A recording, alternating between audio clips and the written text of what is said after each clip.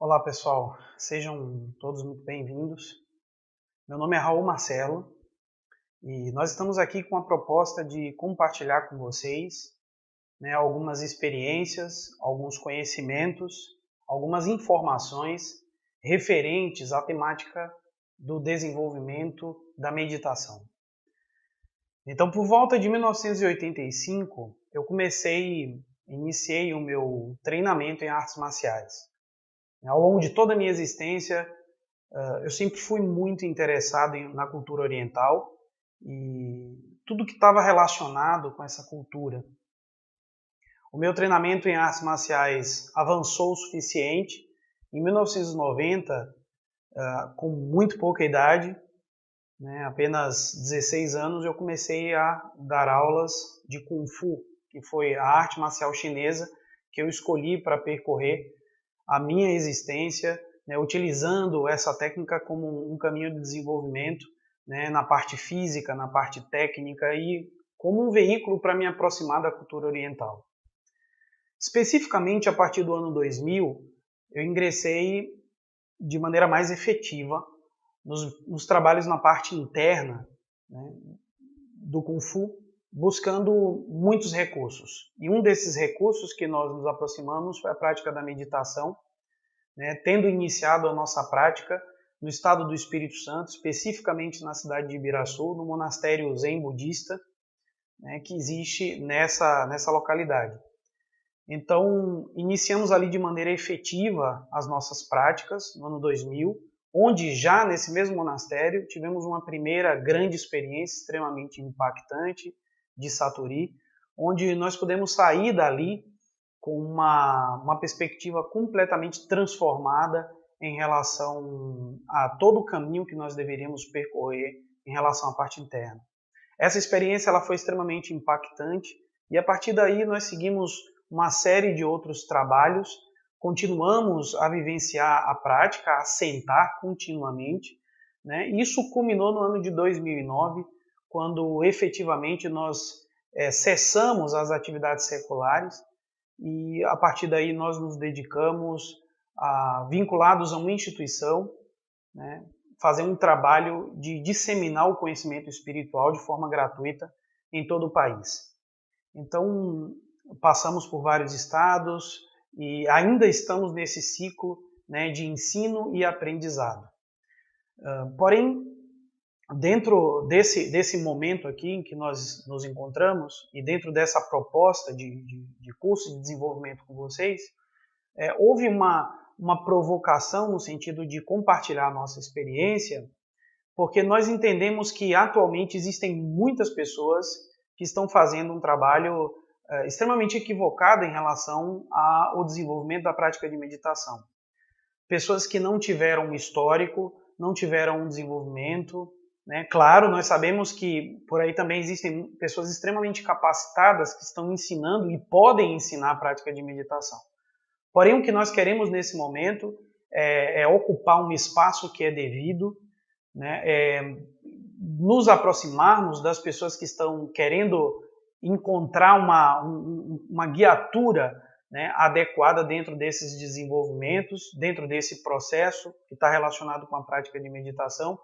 Então, nós realmente não poderíamos nos esquivar dessa responsabilidade de poder compartilhar com vocês aquilo que nos fez tanto bem e aquilo que nós entendemos que é uma prática fundamental para todas as pessoas, independente dos seus objetivos. Então, se uma pessoa ela quer desenvolver espiritualmente, ela tem que buscar uma guiatura para a prática de meditação. Se ela quer melhorar a sua qualidade de vida, ela tem que procurar uma guiatura para desenvolver a sua prática de meditação. Se uma pessoa ela não está buscando nada disso, ela quer simplesmente usufruir dos benefícios da prática, sentir uma sensação de bem-estar, enfim, ter esses benefícios que já são comprovados cientificamente através da prática de meditação, a pessoa também é importante que ela encontre uma excelente guiatura, ou seja, alguém que já tenha algum tempo de prática, alguém que já está efetivamente praticando a tempo suficiente para que tenha condições de transmitir as informações. Lamentavelmente, nós sabemos que existem muitas pessoas que estão fazendo o curso de um final de semana e começam a ensinar meditação. Isso não só é leviano, como é irresponsável. Então, por conta de todos esses motivos, né, recebendo convite de muitos alunos, de muitas pessoas que estão desenvolvendo um trabalho conosco, já de maneira muito próxima, há quase 3 anos, dentro de um projeto que nós desenvolvemos chamado Montanha dos Budas, iniciado na Serra da Mantiqueira, né, através de retiros e trabalhos diversos. Nós queremos, nesse momento, ampliar o espectro desse trabalho, né, para muitas outras pessoas. Então, por isso que você chegou até aqui, e nesse momento nós gostaríamos de estar compartilhando com vocês todas essas experiências, né, e estar contribuindo de alguma forma para o desenvolvimento de cada um de vocês. Então vamos iniciar com uma pequena reflexão que diz o seguinte: o homem vive num sereno desespero. Ele não tem a vida que ele quer. Isso significa que ele gostaria de ter aquela vida especial, aquela vida diferente. Mas, para chegar lá, vai dar muito trabalho. Então eu vou ficar mais ou menos infeliz, porque se eu tentar e não conseguir, vou me frustrar. Então, grande parte das pessoas atualmente não tem feito tentativas e escolhas eficazes no processo de mudança da sua vida com medo da frustração. Com medo de fazer uma tentativa e não conseguir obter aquilo que a pessoa realmente almeja, o que ela quer.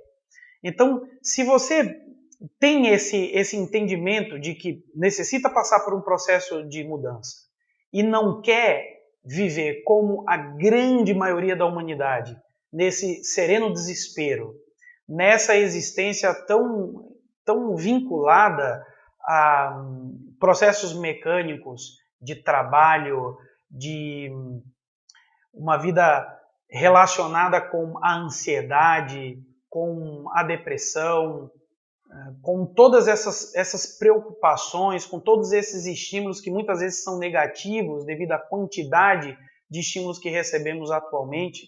Se você não quer permanecer nesse sereno desespero, então é importantíssimo que você comece a fazer uma reflexão mais profunda sobre a sua vida e entenda que a meditação ela vai ser um veículo, né, extraordinário para que você consiga levar essa tua existência a um outro patamar ou a um outro nível.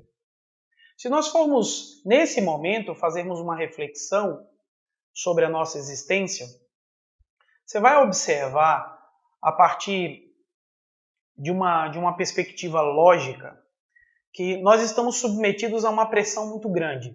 E essa pressão, ela vem de todos os lados. Então, essa imagem que aparece aí para você, dá um exemplo muito claro disso. Nós somos essa pessoa, né, aí, exatamente por isso que esse desenho ele não tem rosto, porque nós vamos colocar o nosso rosto aí, o de cada um de nós. E nós vamos observar que existem uma série de pressões horizontais. Essas pressões horizontais, apresentadas através dessa seta azul, indica as pressões do cotidiano, relacionadas com a família, com o trabalho, com contas, com objetivos, com frustrações, com problemas familiares, sociais, de relacionamento, afetivo, etc, etc, etc. Então, todas essas pressões, elas compõem um quadro de exigência muito grande em relação a toda a humanidade. Todos nós vivemos essa pressão. E essa pressão, às vezes, é muito grande para determinadas pessoas. É demasiado. Né? Óbvio, muitas pessoas conseguem lidar muito bem com essa pressão, porém outras pessoas não. E isso faz com que a pessoa ela acabe, de uma certa forma, somatizando, né? E iniciando quadros patológicos de síndrome do pânico, de ansiedade ou de depressão. Então, essa pressão em muitos países é o suficiente para conduzir a pessoa ao suicídio. Né? Nós sabemos o índice altíssimo de suicídio no Japão, e isso é resultado de uma sociedade que, nos dias atuais, com toda essa gama de informações que o Ocidente empurrou para o Oriente, as pessoas já não conseguem mais lidar com aquela verve antiga do guerreiro, do bushi, com as pressões que a sociedade e a família faz. Então, homens e mulheres criados dentro de um contexto de uma expectativa muito grande, não têm a verve, não têm o sangue para poder lidar com essa pressão e poder se sobressair. Então, muitas dessas pessoas acabam cometendo suicídio.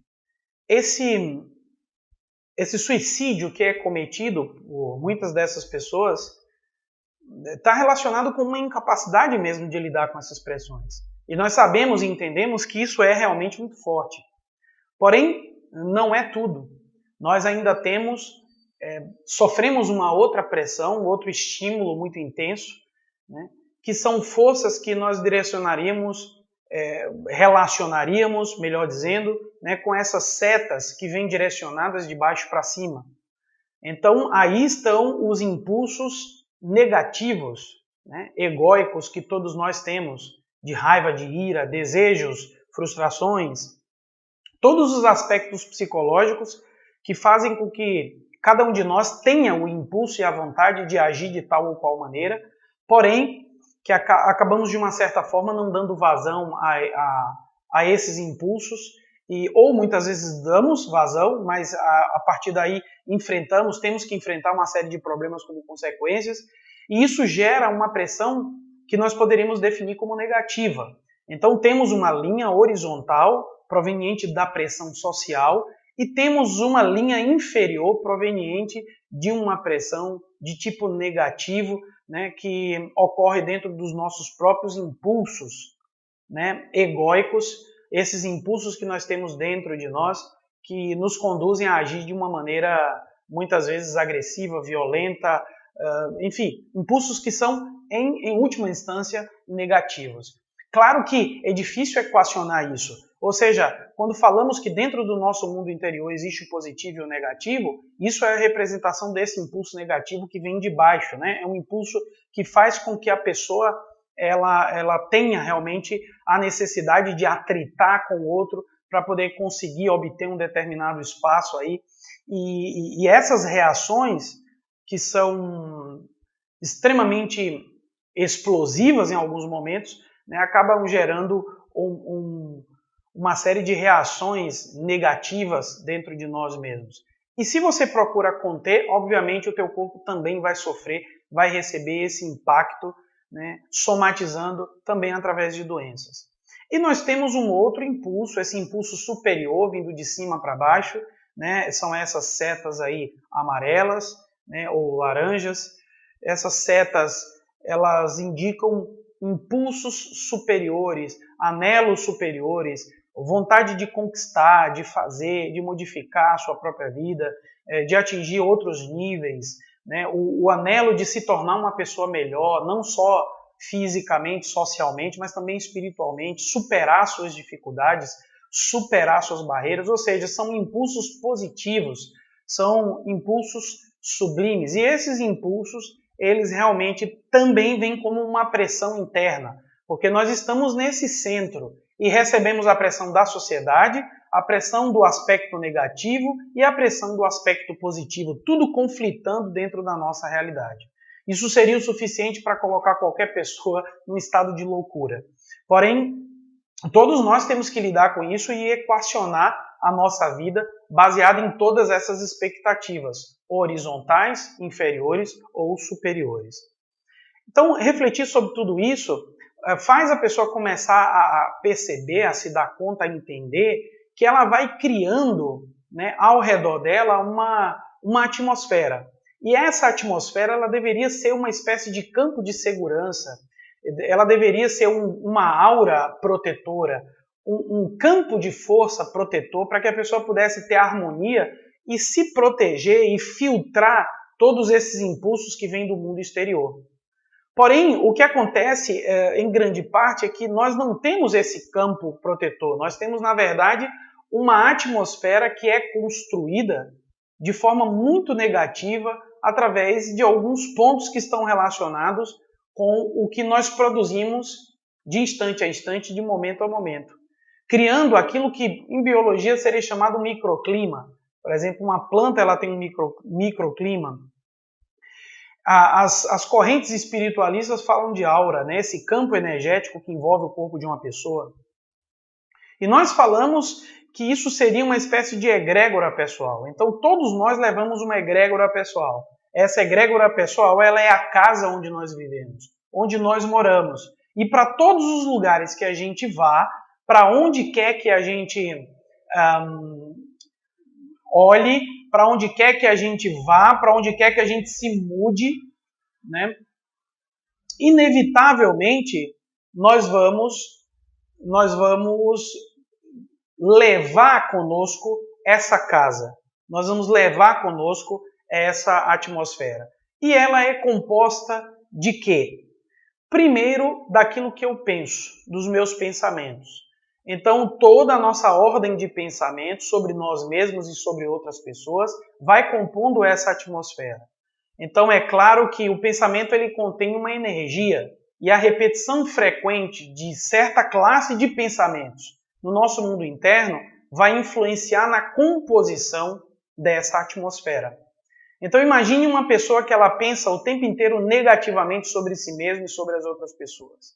Ela pensa, olha, realmente não vai dar certo, a situação está difícil, eu vou adoecer, está muito complicado.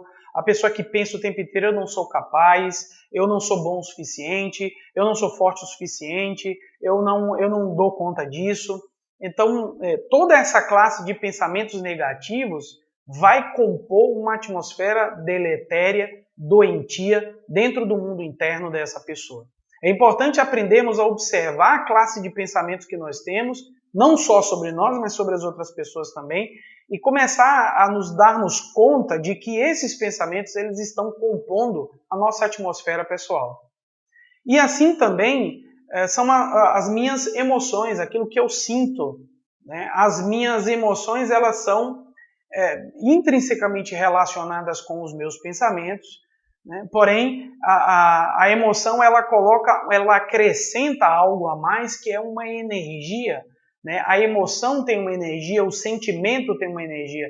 Então o que eu sinto? Eu sinto raiva, eu sinto rancor, eu sinto desprezo por uma pessoa.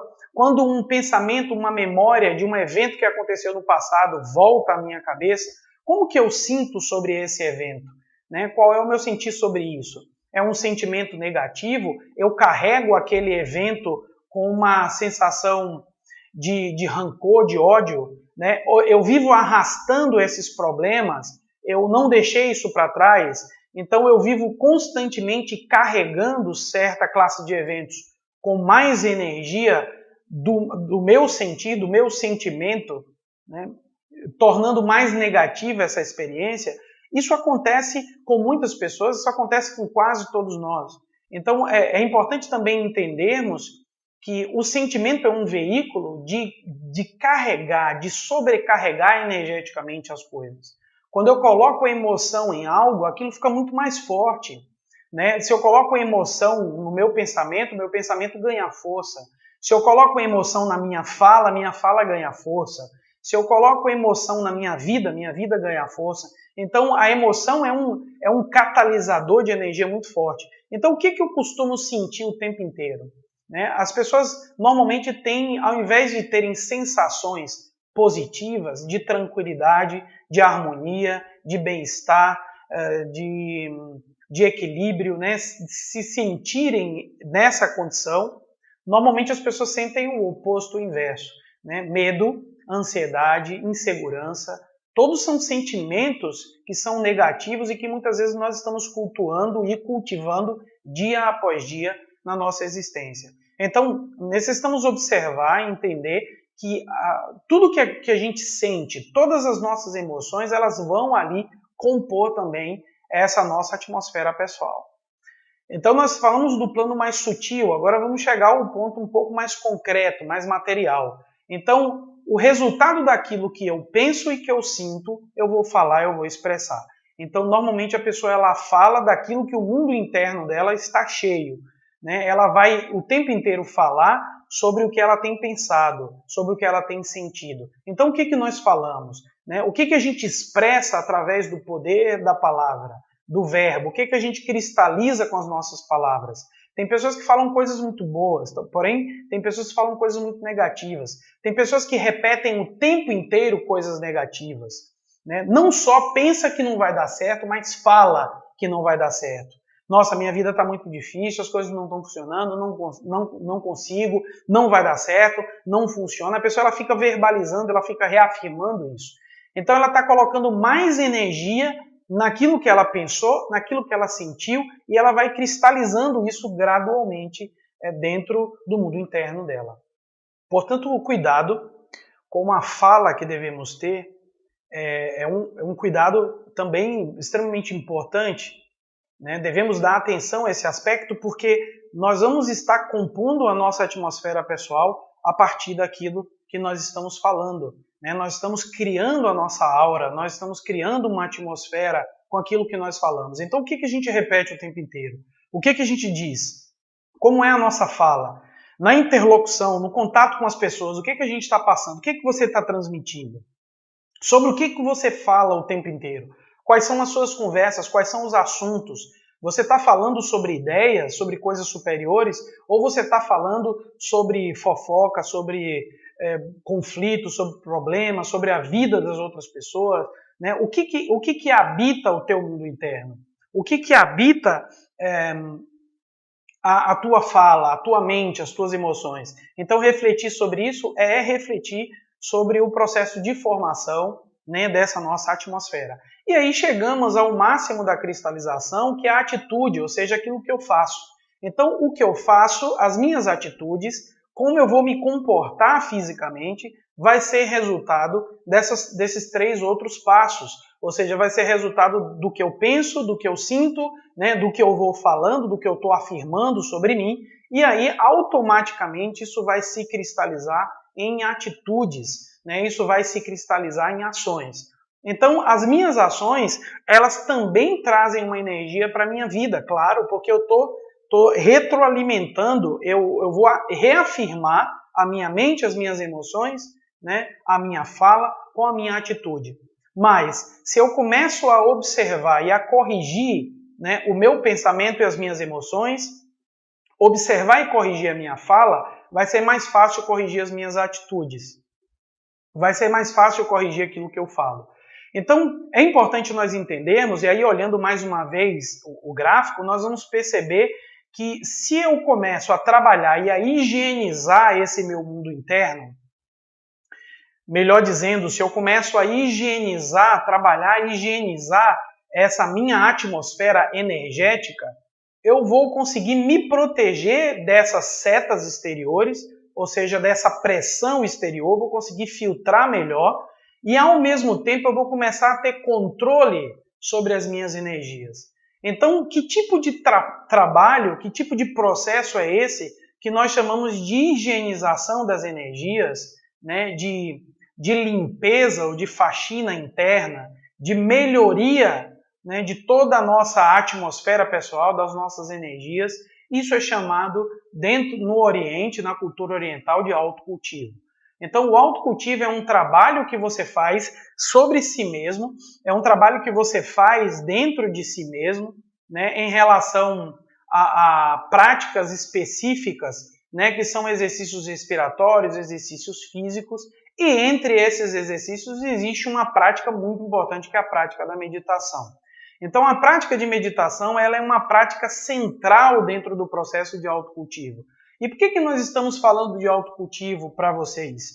Porque é importante vocês entenderem que, se nós continuamos a conduzir a nossa vida da forma como nós estamos conduzindo, estaremos indo em direção a um fracasso, né? Estaremos indo em direção a um nível, um padrão de vida inferior àquele que nós poderíamos ter se nós estivermos trabalhando sobre nós mesmos.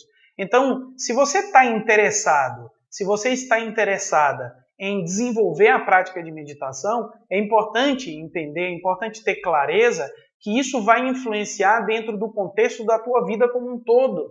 Ou seja, isso deve partir e isso deve estar integrado dentro de um trabalho de autocultivo, de desenvolvimento da tua energia, da tua vida, né, de uma forma bem ampla. Então, tendo esse pressuposto, entendendo a importância que a prática de meditação tem dentro desse trabalho, vai ser mais fácil nós compreendermos o porquê que é importante transformar a meditação em um hábito. Então, obviamente, a meditação ela faz parte de um trabalho de autocultivo, e a meditação é o único recurso onde nós vamos conseguir reorganizar o nosso mundo interno, né, essas nossas energias, essas dimensões relacionadas com o pensamento, com as emoções, com a nossa fala e com as nossas atitudes. Porque a prática de meditação ela vai colocar tudo isso aí em perspectiva. A prática de meditação ela vai colocar todas essas dimensões ou todas essas realidades em perspectiva. Então vamos avançar para que a gente possa ir compreendendo. Quando nós falamos sobre autocultivo, nessa imagem aí vocês vão ver um pergaminho antigo dentro da perspectiva taoísta que demonstra aquilo que é chamado campo de sinábrio. O campo de sinábrio é o lugar onde a pessoa ela vai trabalhar, né, sobre a sua própria realidade. E há uma abordagem dentro do taoísmo que diz assim, a pessoa ela deve considerar a si mesma como uma planta cósmica e colher os alimentos entre o céu e a terra para que os seus campos floresçam. O florescimento do campo da pessoa, do campo de sinábrio de cada um, é o florescimento da nossa realidade psicológica, energética, emocional e até física também. Então é o resultado final de todo esse trabalho na nossa própria vida. Então como vocês querem que essa vida seja? De que forma vocês querem viver sua própria vida? Então é importante considerar o autocultivo como um recurso. Existem muitos níveis para esse trabalho. Nós não vamos falar aqui dos níveis mais profundos, estamos falando do nível introdutório. Mas se dentro do nível introdutório você já tem essa perspectiva, pode ser que você vá conduzindo a tua vida a um aprofundamento tal, a ponto de um determinado momento você ter que encontrar um caminho de tipo superior para você percorrer esse caminho até atingir os mais altos níveis de desenvolvimento em todas as esferas. É isso que nós almejamos para vocês. Mas para isso precisamos dar os primeiros passos, né? Precisamos começar a entender, né, o que é isso que nós estamos falando e o que é realmente a meditação. Então essa é a primeira pergunta que nós necessitamos responder. O que é meditação?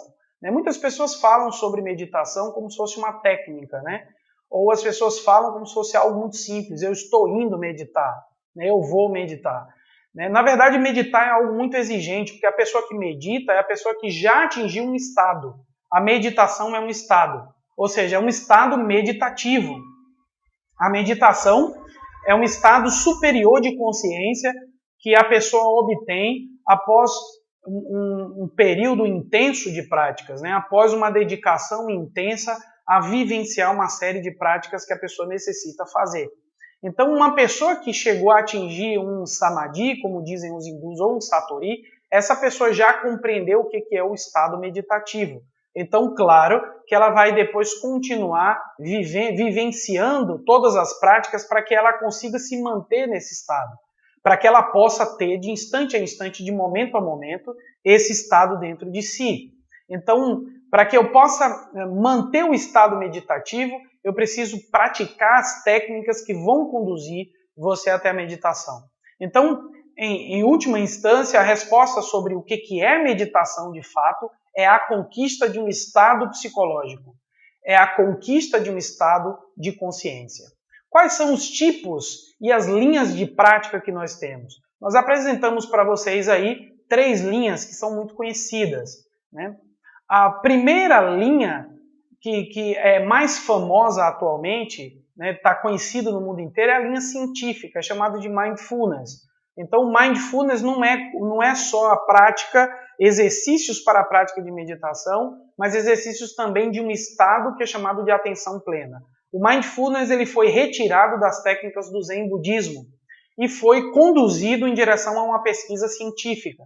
Por isso é que nós falamos que o Mindfulness é uma prática científica. Nós temos as práticas mais fundamentais, básicas, elementares. São aquelas práticas de meditação que são conduzidas, por exemplo, por outras pessoas. Então é a meditação conduzida, a meditação induzida, né? São as práticas que são feitas em qualquer lugar, por qualquer pessoa, né? São as práticas mais simples, mais fundamentais.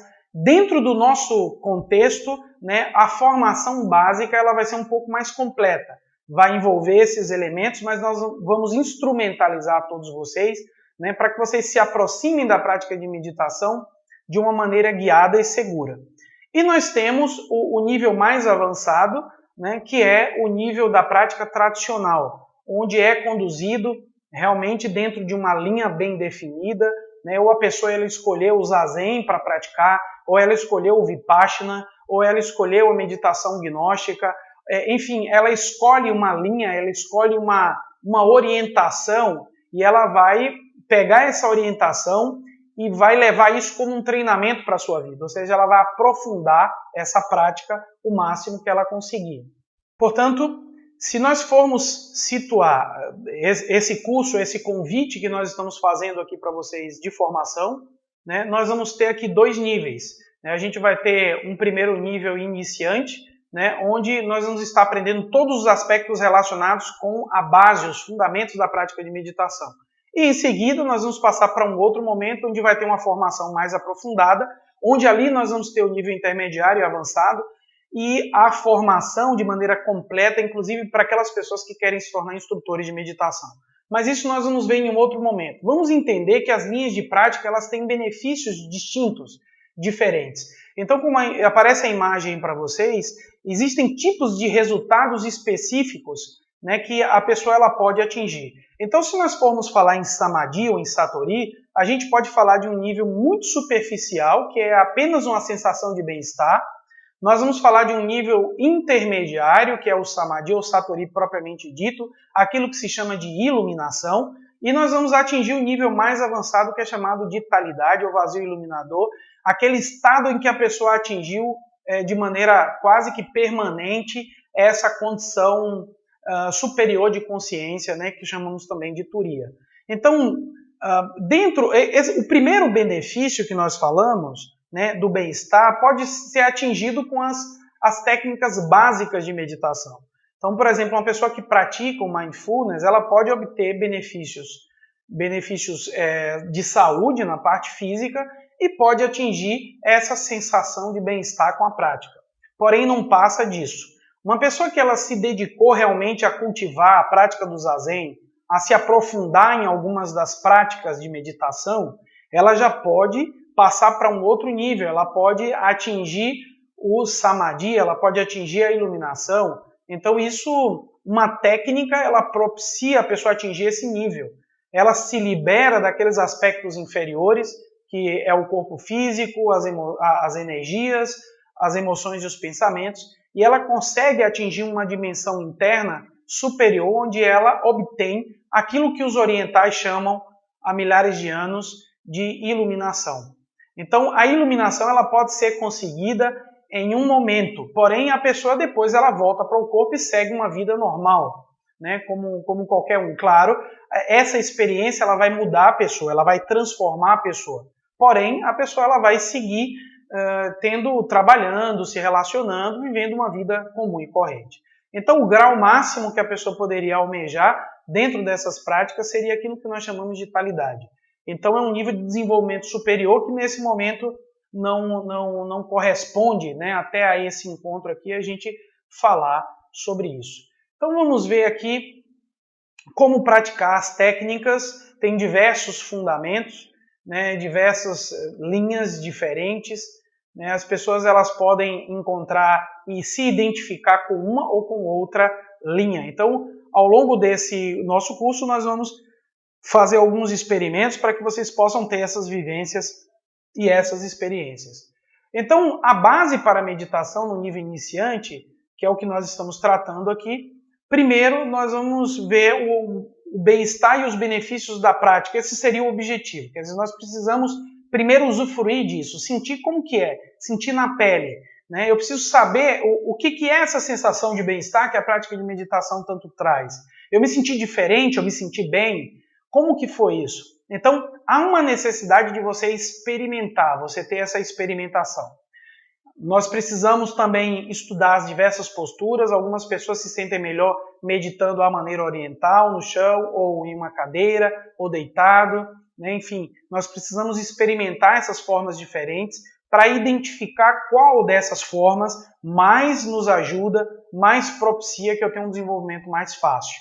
A preparação do local, necessitamos aprender a preparar o espaço da prática de meditação, a criar condições para que nós possamos meditar de maneira adequada, sem interrupções, sem nenhum tipo de problema.